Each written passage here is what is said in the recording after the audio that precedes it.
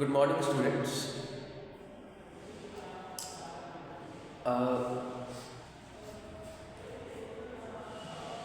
इससे पीछे के जो क्लासेस थे उसमें हमने स्टडी किया ना।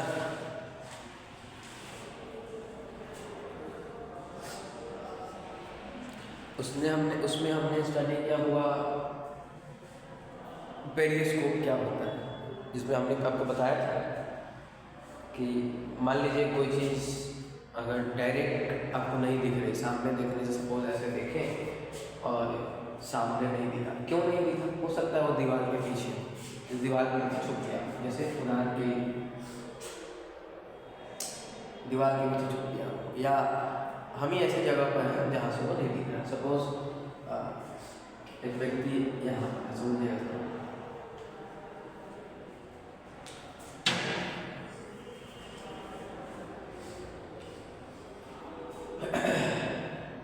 सपोज ये आपका दीवार है नहीं, और एक व्यक्ति अपने छत पर या कुछ ऊंचाई पर है और हम लोग नीचे हैं। हम लोग कहाँ हुआ? नीचे, यहाँ पर नीचे है ना, आप नीचे हैं और कोई व्यक्ति दीवार की ऊंचाई पर खड़ा है, जैसे कोई आपका दुश्मन है ना। सपोज कोई व्यक्ति आपका दुश्मन है और कुछ क्या है वो, ये इन्हें दुश्मन है, क्लियर?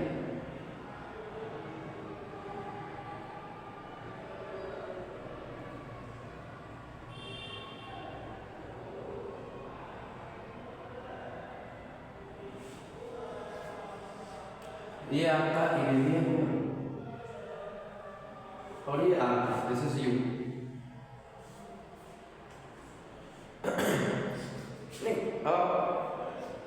देखना चाहते हैं कि वो क्या कर रहा है, छत पर है, ऊंचाई पर, और डायरेक्ट आप उसको नहीं देख सकते, क्योंकि डायरेक्ट जब आप उसको सोचिएगा देखने का, ना देखें तो इस ऐसे देखिए ना, यही ऐसे सामने कोई भी जो लाइट सीधा ही आता हुआ दिखता है, तो इससे जो व्यक्ति से लाइट आया, वो जो आ रहा होगा, इस व्यक्ति से लाइट जो आ रहा होगा, वो तो दीवार से टकरा कर या छत में टकरा कर नहीं आएगा, ये छत है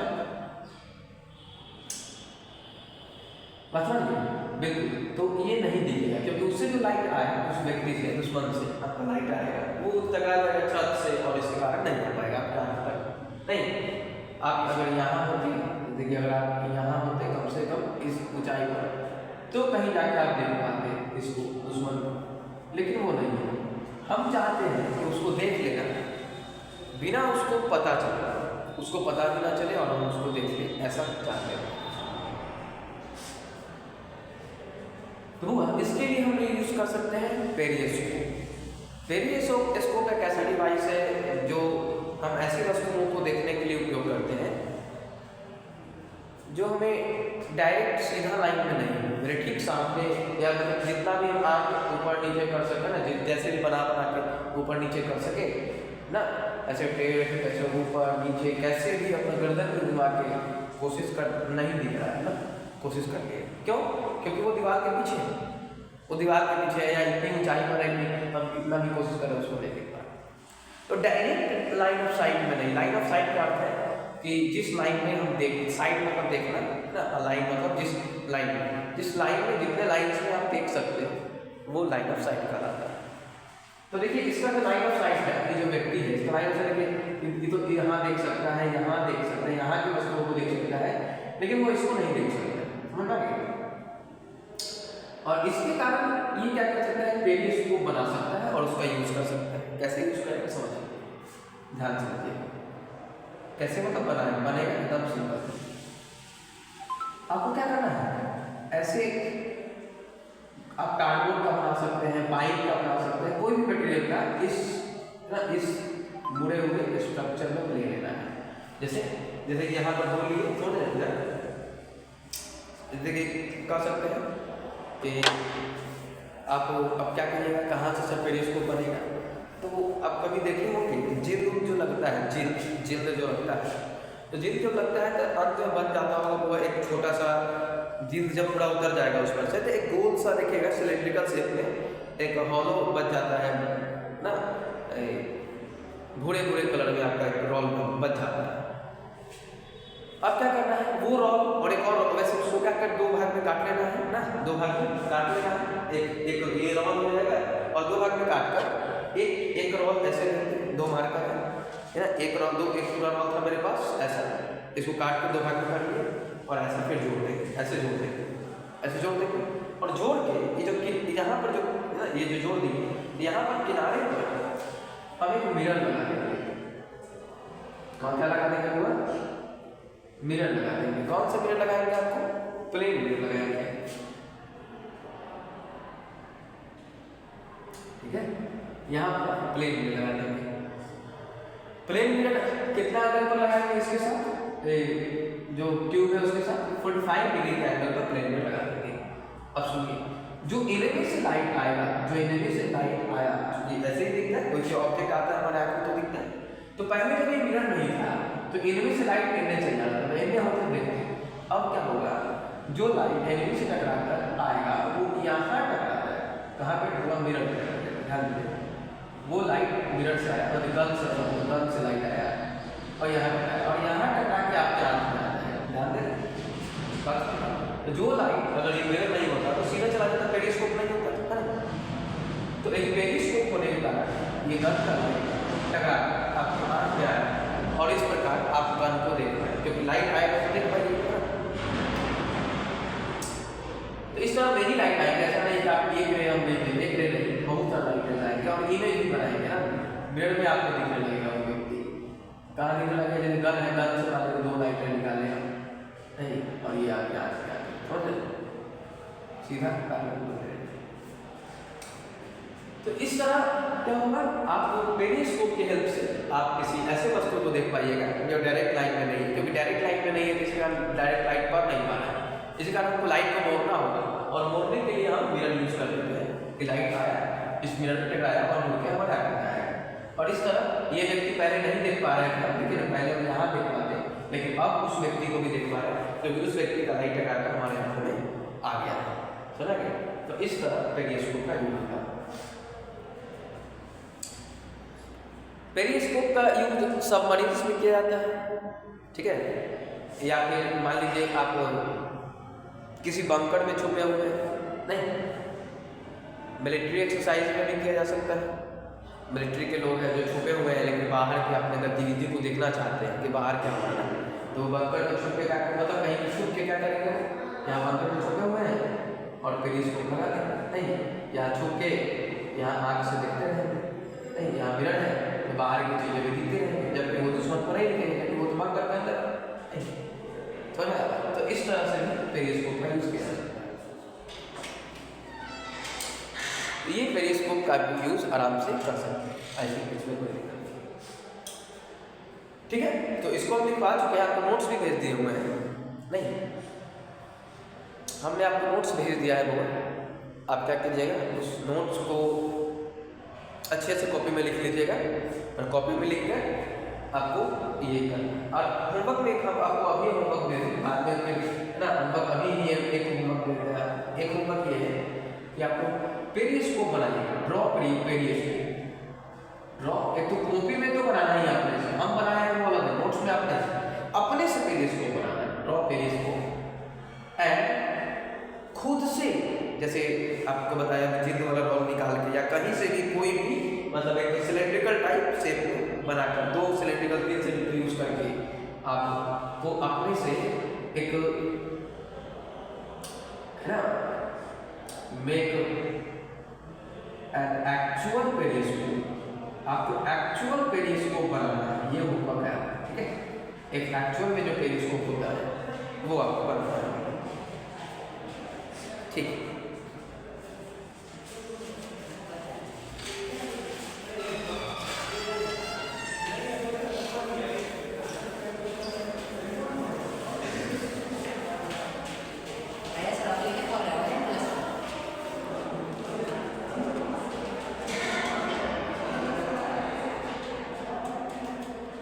अब आइए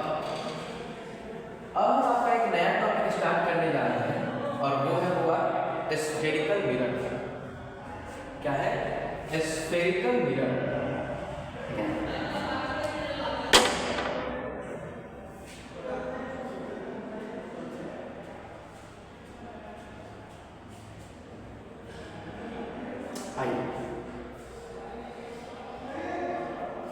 ध्यान से समझिएगा स्फेरिकल मिरर क्या होता है,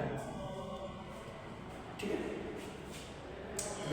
देखिए स्फेरिकल नाम से ही, नाम को देखा जाए तो इसको हिंदी में बोलते हैं गोलीय दर्पण। गोलीय दर्पण, ठीक है, गोलीय दर्पण मतलब ऐसा मिरर जो गोल हो। आप लोग अभी तक जो मिरर पढ़े हो प्लेन पढ़े थे, प्लेन मिरर समतल मिरर, इसका यूज भी देख लीजिए। लेकिन समतल नहीं, गोल दर्पण। गोल दर्पण कैसा है? कहने का अर्थ है आप जिसमें जैसे कि ये प्लेन मिरर हो गया, इसमें आप मुंह देखते हैं रिफ्लेक्टिंग सरफेस जिसका सीधा और समतल हो उसको प्लेन मिरर कहेंगे, और जिसका रिफ्लेक्टिंग सरफेस टेढ़ हो, ऐसा गोल, ये इस टाइप के दर्पण को बोलते हैं। मतलब जिसमें आप मुंह देखते हैं चम्मच एक एग्जाम्पल है स्फेरिकल मिरर का। नहीं, इसके अनेक यूज है स्फेरिकल मिरर के होगा। जैसे गाड़ियों में जो हम लोग है ना देखते हैं, गाड़ी में जो साइड में बाइक में जो बाइक है ना, बाइक के साइड में लगा रहता है जो मिरर लगा रहता है, वो भी कन्वेक्स मिरर मतलब एक स्फेरिकल मिरर भी होता है, ठीक है? दाढ़ी बनाने के लिए जो यूज़ किया जाता है वो भी एक स्फेरिकल मिरर होता है, दाढ़ी बनाने के लिए, ताकि दाढ़ी से दिखेगी ना, बने अच्छे से बने, इसके लिए भी स्फेरिकल मिरर यूज़ किया जाता है। तो स्फेरिकल मिरर के अनेकों यूजेस हैं, ठीक है? तो इस तरह के यूजेस हैं। तो आइए स्फेरिकल मिरर जानते हैं कि कैसे बनता है, कैसा बनता है। सुनिएगा ध्यान से, क्या है? एक स्फेरिकल शेप में हॉलो ग्लास स्फीयर ले लीजिए। क्या ले लीजिए? Hollow glass sphere. ध्यान से देखते रहिए कैसा हॉलो ग्लास स्फीयर, ठीक है? हॉलो ग्लास स्फीयर ये ले लिए हम लोग, हॉलो ग्लास स्फीयर।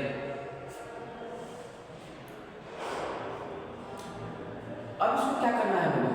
ध्यान से मुझे हॉलो ग्लास स्फीयर समझते हैं, मतलब एक स्फेरिकल शेप, इस ग्लास का, शीशा का बना हुआ एक खोखला ग्लास होगा। जैसे ये देखिए, ये खोखला है कि नहीं? खोखला बिल्कुल है, और ऐसा स्फेरिकल शेप में, लेकिन मेरे हाथ का चमड़ा का नहीं बना होगा, किसका बना होना चाहिए? तो शीशा का बना होना चाहिए, ऐसे गोल होगा। जैसे फुटबॉल, तो फुटबॉल एक हॉलो स्फीयर का एग्जाम्पल। फुटबॉल किसका एग्जाम्पल है? हॉलो स्फीयर का एग्जाम्पल है। लेकिन जनरली लेदर का बनता है या रबर का बनता है, तो उसका नहीं बात कर, उसको किसका बनाना है? आपको शीशा का बनाना है। जैसे आप शीशा का बनाते हैं हॉलो स्फीयर, अच्छा उसके बाद इस हॉलो स्फीयर को ना, देखिए ये पूरा हॉलो स्फीयर होता है, अगर हम पूरा बनाए तो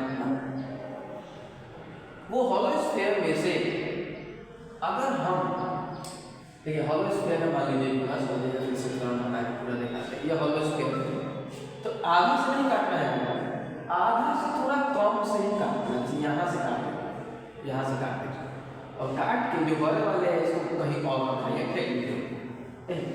और ये जो बच गया, ठीक है, फेंक के किसी का पैर नहीं दबाना, ये नहीं किसी पैर नहीं करते, ठीक है?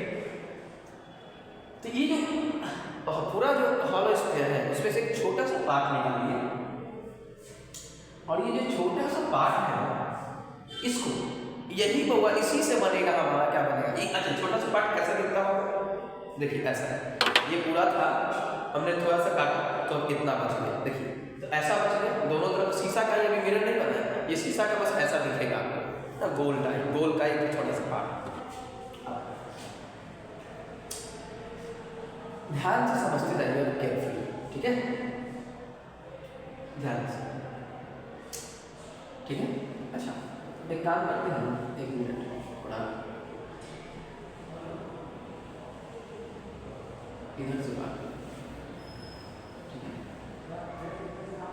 अच्छा जो काटे हैं वो ऐसा दिख रहा है नहीं, है कि नहीं? थोड़ा बड़ा बना देते हैं, इसी में से काट के हटाइए। मतलब डॉटेड लाइन क्या बताता है आपको कि जो जिस स्फीयर से काटा गया उसको बताता है। अब जिस स्फीयर से मतलब कि जो बड़ा स्फीयर होगा, जो बड़ा वाला स्फीयर था उसी से काटा गया इसको, तो ये डॉटेड लाइन बताता है कि एक बड़े स्फीयर से कहाँ तक काटा गया है, इतना ही काटा गया, ये सबको काट के हटा दिया। अब तो ये हो गया। अब क्या करना है, अगर मिरर के लिए, क्योंकि मिरर तभी बनेगा जो शीशा तो ट्रांसपेरेंट होता है, मिरर तभी बनेगा जब उसको किसी टाइप से रंग देंगे, किसी एक साइड से सिल्वर कोटिंग होगा। सुनिए, अगर हम उठा हुआ पार्ट, ध्यान से, ये आपका मिरर, ये आपका शीशा है, शीशा में अगर उठा पार्ट से सिल्वर कोटिंग कर देते हैं, पीछे से सिल्वर कोटिंग कर दिए तो पीछे तो छुप गया, इधर मुंह दिखेगा, पीछे सिल्वर कोटिंग कर दिए, जब पीछे सिल्वर कोटिंग करके हुआ इसको तोप दिए, तो अब हमारा ना शीशा कहाँ है, आगे, और इस तरह पीछे, अब नहीं पीछे से लाइट आएगा उधर वाला, तो इधर वाला, समझिएगा। तो अगर पीछे से कोटिंग कर देते हैं, समझ रहे, तो आगे वाले में आप मुँह देखिएगा, अंदर वाले ये जो फंसा हुआ पार्ट है वो आपका मिरर का मेन व्यू हो जाएगा। सुना, देखिए ये क्या है, अगर आप इसको पीछे से कोटिंग कर दिए नहीं, और पीछे से कोटिंग करके सिल्वर का केवल कोटिंग थोड़ी करते हुआ, सिल्वर का कोटिंग करके उस पर फिर ना पेंट कर देते हैं, या फिर कोई गोबर जो कूट उठाता है गोबर से बना हुआ उसका ना उसका एक लेयर चढ़ा देते हैं जिससे सेफ रहे। अब ये सेंटर है, देखिए ये कौन सा सेंटर है, ये वो सेंटर है जिस उस स्फीयर का सेंटर है जिस स्फीयर से स्फीयर को काटा गया है, ठीक है, तो सेंटर को बिलोंग करता है, ठीक है। अब देखिए ये मिरर बन गया,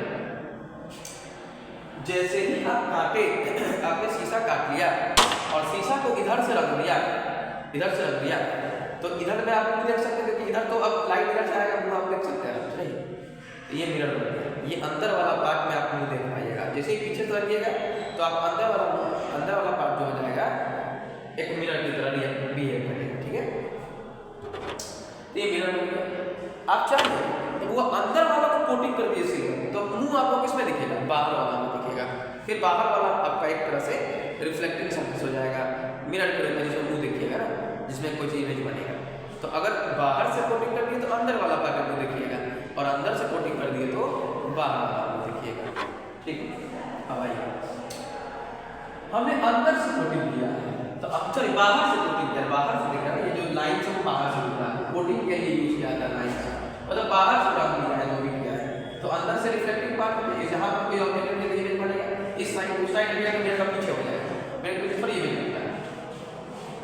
जब बाहर से कोटिंग किया जाता है तो अंदर का पार्ट रिफ्लेक्टिंग होता है, और अंदर का पार्ट रिफ्लेक्टिंग होता है, तो उस तरह के मिरर को बोलते हैं कनकेव मिरर, नहीं inward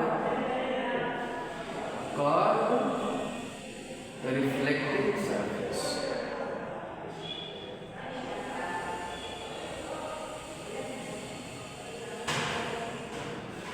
concave mirror, inward curve reflecting surface, ठीक है। हाँ, अब ये समझ गए, तो ये हुआ आपका कनकेव मिरर। देखिए, देख लीजिए कैसा दिखेगा, पीछे से कोटेड, पीछे से कोटेड, यहाँ शीशा है, यही ना, इसके पीछे शीशा के पीछे सिल्वर है, और इसमें आप इसमें मुंह देखेंगे ना, ऐसे मिरर, ऐसे नहीं, ऐसे जो मुंह रखना है, अंदर वाले पार्ट में मुंह देखना है, ऐसा मिरर जो अंदर वाले पार्ट में मुंह देखना है, तो ये कौन सा मिरर है, कनकेव मिरर, देखिए अंदर नाक की तरह, नाक का छत्ता है, नाक का छत्ता जो इनवर्ट है वह कनकेव मिरर है।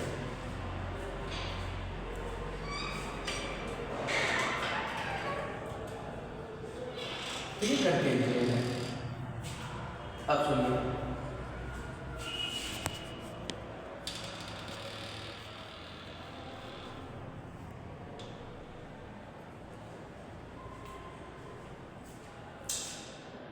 अब कुछ टर्म्स पढ़ेंगे रिलेटेड टू मिरर, जो कि कनकेव मिरर समझ गए, तो रिलेटेड टू मिरर, ठीक। देखिए, जो मिरर होता है तो मिरर क्या हुआ जिसमें एक्चुअल में इमेज देखा जाता है, मतलब इतना समझिए, ये जो मिरर है, तो मिरर में इस इतना ही लोग देखिएगा, तो जिस पार्ट में इमेज बनता है, जो पार्ट रिफ्लेक्टिंग होता है, जिस पार्ट में ना, जिस पार्ट के सामने अगर ऑब्जेक्ट रखा जाता है इमेज बनेगा, उस पार्ट को बोलते हैं अपर्चर, अपर्चर मुख, इसको हिंदी में बोलते हैं मुख। तो मुख हमारा जो दिखता है वही मुंह नहीं। तो उसी तरह इसका जो दिखता है पार्ट आगे से मिरर का जहाँ रिफ्लेक्ट होगा वही इसका मुख है, मुंह है। तो मिरर का जो सामने वाला जिसमें आप मुंह देखते हैं नहीं, वही मिरर का मुख है, मुंह है। तो अपर्चर मतलब मुख, द्वार, द्वार भी बोलते हैं इसको इंग्लिश हिंदी द्वार, डोर, ठीक है। अब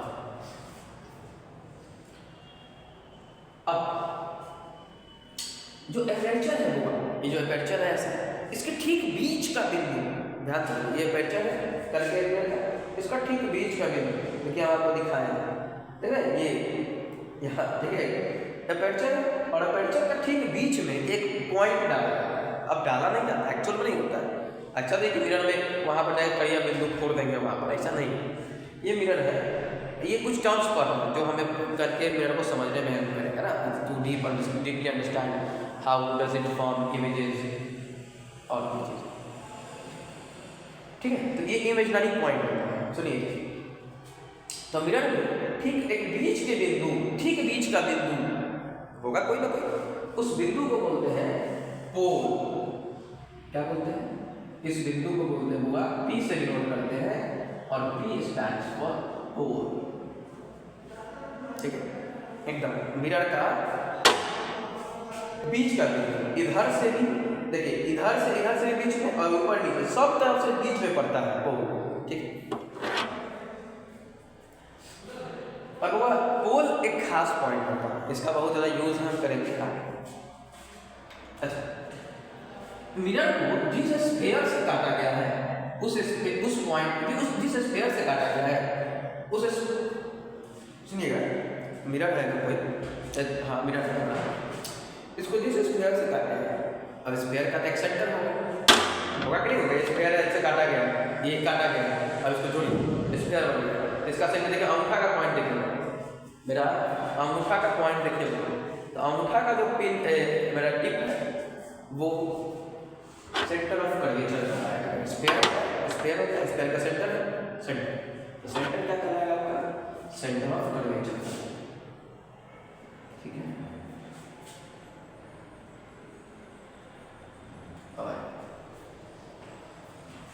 ठीक है, तो सी आपका सेंटर ऑफ कर्वेचर कहलाता है, पी समझ। अच्छा, अब एक और बात, पोल और सेंटर ऑफ कर्वेचर, पोल और सेंटर ऑफ कर्वेचर से वो एक लाइन गुजरनी जाती है, रियल में नहीं गुजरता है, ये सब पढ़ने के लिए। ये कर्वेचर तो रियल में होता ही है, लेकिन पोल रियल में नहीं होता, सेंटर ऑफ कर्वेचर रियल में होता है, लेकिन प्रिंसिपल एक्सिस ये तो अपना होता है, ऐसा कोई मिरर में खींचा है। तो ऐसा लाइन जो सेंटर ऑफ कर्वेचर और पोल से गुजरती हो, नहीं ऐसा लाइन जो सेंटर ऑफ कर्वेचर और पोल से, देखिए ये मिरर है, मिरर का पोल यहाँ पर, पोल यहाँ पर, देखिए तो पोल और सेंटर ऑफ कर्वेचर से गुजरने वाली लाइन, ये देख रहे हैं, ये जो मार्कर है यही लाइन बहुत दूर तक जाएगा, आगे पीछे भी जा सकता है, पीछे भी, इधर भी बढ़ाएगी, ठीक है, मतलब इधर भी बढ़ेगा और इधर भी बढ़ेगा। ये सारे इस लाइन को बोलते हैं प्रिंसिपल एक्सिस। क्या बोलते हैं इसको? प्रिंसिपल एक्सिस, ठीक है। मतलब बीचों बीच पड़ा गया एक लाइन, मिरर के बीचों बीच पड़ा गया एक लाइन, पोल से गुजरे और सी से गुजरे, तो मतलब बीचों बीच पॉइंट है, उस पॉइंट से एकदम बीचों बीच निकाले लाइन, इसी लाइन को बोलेंगे प्रिंसिपल एक्सिस। ऐसा प्रिंसिपल का होता है, ये होता है मुख्य, प्रिंसिपल का होता है मुख्य, मेन एक्सिस है, ठीक है।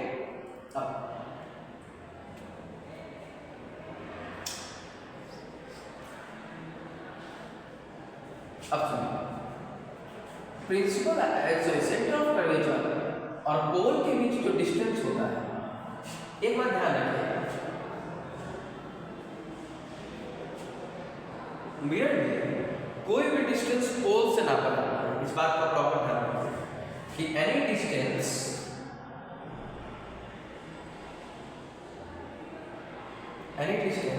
इन spherical mirror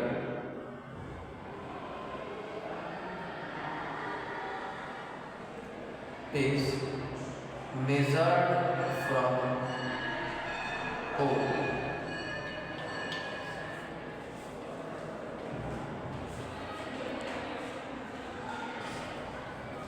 कोई भी डिस्टेंस स्फेरिकल मिरर में पोल से नापा जाता है, ठीक है। तो अगर पोल से वो सेंटर ऑफ कर्वेचर की दूरी ली जाए, रेडियस ये था, ध्यान रखिएगा, इसलिए इसको नाम दिया गया रेडियस ऑफ कर्वेचर। इसको आर, कैपिटल आर से डिनोट करते हैं नहीं डिस्टेंस को, और ये है रेडियस, ऑब्वियसली स्फीयर का रेडियस है।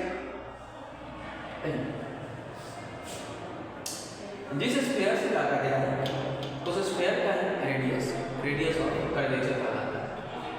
आई थिंक याद रखिएगा। ओके, एक और जो जरूरी है उसको देख लेते हैं, टर्म्स। इतने टर्म्स तो क्लियर है, एक और टर्म इसलिए जो कि सबसे इंपॉर्टेंट है, फोकस। फोकस पे फोकस करना बहुत जरूरी है, समझे। Focus is very important to be focused, ठीक है। ध्यान दीजिए,